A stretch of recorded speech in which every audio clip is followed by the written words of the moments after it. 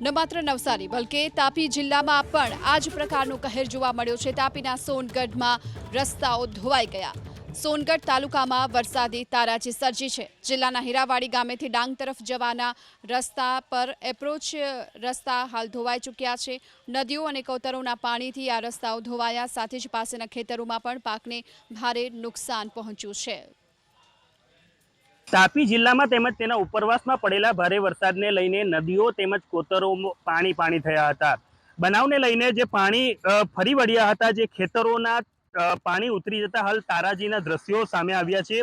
સોનગઢ તાલુકાના હીરાવાડી ગામનું આ ખેતર છે કે જ્યાં પાક પણ નમી ગયો છે, પાણી સંપૂર્ણ પાણીમાં તડબોળ થઈ ગયો હતો। તો બીજી તરફ સોનગઢથી ડાંગ તરફ જતા નેશનલ હાઈવે પરનો જે એપ્રોચ હીરાવાડી ગામ નજીકનો પાણીમાં ધોવાઈ જતા હાલ રસ્તો બંધ કરી દેવામાં આવ્યો છે।